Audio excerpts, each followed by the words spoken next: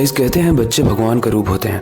इनकी आंखों में क्यूरियोसिटी और भोलापन दिखता है। लेकिन जिस बच्चे के भोले होने की हम बात कर रहे हैं, अगर उसी बच्चे में आपको भगवान न दिखकर अगर शैतान दिखे, तो आज की स्टोरी इस स्टेटमेंट को जस्टिफाई कर देगी। क्योंकि आज की स्टोरी एक कपल की है। एक कपल जिसमें लड़के का नाम सूरज था और लड़की का नाम सुरभि। इन लोगों की शादी तो बहुत धूमधाम से हुई थी, लेकिन 7 साल तक भी इनका कोई बच्चा नहीं हुआ था। लेकिन फाइनली कुछ दिनों के बाद स्ट्रेंज तरीके से एक गुड न्यूज मिलती है कि सुरभि प्रेग्नेंट हो गई है। हालांकि बात तो खुशी की है, लेकिन इस स्टोरी में डरावने इवेंट्स यहीं से स्टार्ट होते हैं। लेकिन वो जानने से पहले, हेलो गाइस, मेरा नाम है अविनाश कुमार और आप देख हॉरर स्टोरीज।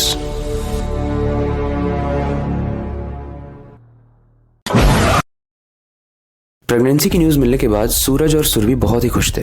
पूरे घर में खुशी का माहौल था और सब लोग ये मान चुके थे कि एक प्यारा सा बच्चा उनके घर आने वाला है। थोड़ी सी आगे चलते हैं और 8 महीने के बाद मौसम बहुत खराब था उस रात। एक ऐसा मौसम जिसमें चांद पूरे तरीके से दिख रहा था, लेकिन उसकी रोशनी नहीं आ रही थी। और उसी रात सुरभि को लेबर पेन होता है, यानी वो पेन जब बच्चा डिलीवरी के वक्त होता है। हालांकि उस रात ट्रैफिक में पूरे जाम लगे हुए थे, लेकिन फिर भी सूरज किसी प्रकार सुरभि को हॉस्पिटल ले जाता है। डॉक्टर्स कहते हैं कि सुरभि की डिलीवरी, यानी जब ये इसका बच्चा निकलेगा, तो ये थोड़ा कॉम्प्लिकेटेड स्टेट में है। सूरज काफी घबरा जाता है। वो बस भगवान से मना रहा था कि एक तो हमारा बच्चा इतने सालों से नहीं हो रहा था, और अगर बच्चा हो भी रहा है तो कॉम्प्लिकेशंस क्यों? प्लीज भगवान सब कुछ ठीक कर देना। अब ये सब कुछ ठीक करने वाला भगवान था या शैतान, हो तो कहानी में आपको आगे पता चलेगा, इसलिए बने रहना। हॉस्पिटल ले जाने के 1 घंटे बाद रात एग्जैक्ट 12 बजे उनका बच्चा इस दुनिया में आता है। दोनों खुश हो जाते हैं, लेकिन डॉक्टर्स कहते हैं कि ये बच्चा एक प्री मैच्योर बेबी है। प्री मैच्योर बेबी उनको कहते हैं जो 9 महीने से पहले आ जाते हैं बाहर। इसी वजह से उसका शरीर पूरे तरीके से डेवलप नहीं हो पाया था। देखो, यूजुअली कोई बच्चा पैदा होता है तो वो रोता है और डॉक्टर्स कहते हैं कि वो हेल्दी है, लेकिन सुरभि के बच्चे के केस में वो बच्चा रो ही नहीं रहा था। सब लोगों को काफी देर तक लगा कि शायद बच्चा मरा हुआ पैदा हुआ है। अब ऐसे में डॉक्टर्स जल्दी से उसको बचाने की तैयारी करने लगते हैं। उसको वेंटिलेशन पे रखते हैं और एक इंजेक्शन लगाने ही वाले होते हैं कि बच्चा एकदम खिलखिला के हंसता है। और इतना ज्यादा खिलखिला के हंसा कि वो थोड़ा इवलिश लग रहा था, मतलब शैतानी हंसी लग रही थी। सब लोग शॉक हो गए कि डिलीवरी के बाद बच्चे की पहली हंसी ऐसी तो नहीं होती है, और बच्चा हंसता नहीं है डिलीवरी के बाद, वो रोता है। बट एनीवेज, इस इंसिडेंट को इतना भी ज्यादा सीरियस नहीं लिया गया, क्योंकि ऑब्वियसली बहुत सालों बाद उनका बच्चा हुआ था। तो 5 दिन के बाद जब डॉक्टर ने बोला कि आप घर जा सकते हो, तो सूरज और सुरभि घर वापस आ गए अपने बच्चे के साथ। उन्होंने बच्चे का नाम आरव रखा। वो 6 महीने से ही काफी ज्यादा एक्टिव था। जो लोग सालों में सीखते हैं, वो 6 महीने में ही चलना सीखने लगा। लेकिन उस बच्चे की स्ट्रेंज बात ये थी कि ABCD वो जल्दी नहीं सीख पाता था, A जल्दी नहीं सीख पाता था, लेकिन वर्ड्स वो बोल पाता था। पापा मम्मी बोल पाता था, लेकिन उसका सबसे पहला वर्ड पता है क्या था? राका था। और राका क्या था वो कहानी में आपको आगे पता चलेगा। कुछ समय बीता और आरव अब 2 साल का हो चुका था। हुआ वो 2 साल का था, लेकिन दिखने में वो 5 साल का लग रहा था। कुछ दिनों के बाद आरव के पेरेंट्स नोटिस करते हैं कि वो जो बोल रहा है वो बस एक ही वर्ड है, और वो है राका। इसके अलावा वो कुछ बोल नहीं पा रहा है, बस अजीब सी आवाजें निकालता है। लेकिन उन लोगों को समझ में नहीं आ रहा था कि ये इतना स्ट्रेंज क्यों है। एक तो इतने सालों बाद हुआ, ऊपर से इतना स्ट्रेंज हुआ। दिन बीतते हैं, साल बीतते हैं, और एक दिन क्या होता है कि वो ड्राइंग कर रहा होता है आरव।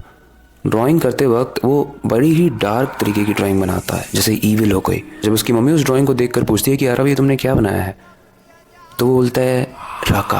अब उसकी मम्मी फिर परेशान हो जाती है कि राका आखिर है क्या। उस ड्राइंग को जब वो ध्यान से देखती है तो वो देखती है कि एक बड़ा सा शैतान बनाया है, जिसकी आंखें लाल है, जिसके सींग है और बहुत ही बड़े बड़े दांत हैं। लेकिन इतना छोटा बच्चा, 5 साल का बच्चा, राक्षस की ड्राइंग क्यों बनाएगा? और क्या राका का मतलब राक्षस था? एंड गाइस, आपको पता है आरव ने सिर्फ एक ही ड्राइंग नहीं बनाई थी। जब पेज पलटा गया तो एक और ड्राइंग थी, एक जंगल की ड्राइंग, जिसमें एक औरत बैठी है, वो तंत्र विद्या कर रही है, और उसकी गोद में एक बच्चा है। आरव की मम्मी ये समझ गई थी कि इतना छोटा बच्चा बिना किसी रीजन के इतनी हाई क्लास, इतनी इवलिश ड्राइंग नहीं बना सकता। ऐसे में सुरभि को बहुत गुस्सा आता है। वो आरव को डांटती है, उसके सारे क्रेयॉन्स जिससे वो ड्राइंग बना रहा था वो छीन लेती है। तभी वो देखती है कि आरव की आंखें अजीब तरीके से रेड हुई। इतने छोटा बच्चा, और इतना डरावना लगा एक सेकंड के लिए कि सुरभि बहुत डर गई। सुरभि वहां तेजी से भागी और मेन गेट की तरफ भागने लगी। जैसे उसने मेन गेट खोला, वहां पर सूरज था। उसने सूरज को सारी बात बताई कि ये हमारे घर में क्या हो रहा है, और ये बच्चा अजीब सा क्यों है, और इसकी आंखें लाल हुई थी। सुरभि जब सूरज को उस बच्चे के पास ले गई तो आरव नॉर्मल तरीके से ड्राइंग कर रहा था, एकदम शांत। लेकिन आरव के सोने के बाद उस ड्राइंग बुक को सूरज को दिखाया गया, और उसमें जो ड्राइंग थी वो जब सूरज ने देखा तो उसका दिमाग हिल गया। सूरज ने बोला, मैं जानता हूँ ये क्या हो रहा है। कि कहानी उस वक्त की है जब हमारा बच्चा नहीं हो रहा था। सारी चीज़ें करने के बाद, साइंस की हेल्प लेने के बाद, हर तरीके की हेल्प लेने के बाद मेरे पास सिर्फ एक ऑप्शन बचा था बच्चे के लिए, और वो था तंत्र विद्या। तो जंगल में मुझे एक तांत्रिक फीमेल के बारे में पता चला था जिसके पास मैं गया था हेल्प लेने। उसने मेरे खून की 2 ड्रॉपलेट्स लिए थे और उसे हवन में चढ़ाया था, और उसने ये भी कहा था कि आपको एक बच्चा इसमें डालना होगा तभी आपका बच्चा होगा। सूरज कहता है, सुरभि मैंने तुम्हें बताया नहीं, बट हॉस्पिटल से तुम्हें याद है एक बच्चा चोरी हुआ था, वो मैंने ही चुराया था, और मैंने इसलिए चुराया ताकि उस बच्चे की कुर्बानी देकर हमारा बच्चा हो। सुरभि बहुत तेज से रोती है, सूरज को चांटा मारती है, और दोनों ही बहुत हेल्पलेस फील कर रहे होते हैं। गाइस करेंगे भी, क्योंकि एक दूसरे बच्चे की आहुति देकर खुद का बच्चा उन्होंने करवाया, और वो भी कैसा हुआ, इवलिश। वो जब बड़ा होगा तो क्या होगा क्या नहीं होगा, गॉड नोज। वेल इस केस में तो शैतान नोज।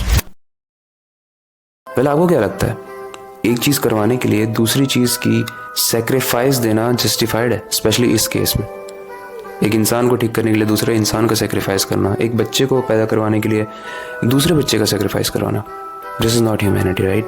वो लोग उसी बच्चे को अडॉप्ट भी कर सकते थे या फिर कहीं और से जाके अडॉप्ट कर सकते थे। उन पेरेंट्स का सोचो जिन्होंने उन बच्चे को खो दिया चोरी में। वेल आपको ये कहानी कैसे लगी, इससे रिलेटेड कोई फीडबैक हो तो आप कमेंट सेक्शन में बता सकते हो। इसके अलावा आपके पास कोई सजेशन है जो हम आने वाले एपिसोड्स में कवर कर सकते हैं तो आप मुझे कमेंट सेक्शन में बता सकते हो। वेल मेरे पास भी काफ़ी ज़्यादा इंटरेस्टिंग स्टोरी है, इससे भी ज़्यादा इंटरेस्टिंग, जो कि नेक्स्ट पार्ट में आएगी, नेक्स्ट एपिसोड में आएगी। लेकिन वक्त आ चुका है इस वीडियो को एंड करने का और नई वीडियो पर काम शुरू करने का। लेकिन जाने से पहले मैं बस एक ही चीज़ करना चाहूँगा, अपनी क्यूरियोसिटी को डाय मत होने देना, नई चीज़ें सीखते रहना, अपने बेड के नीचे और खिड़की के बाहर ज़रूर देख लेना। मिलते हैं अगली वीडियो में।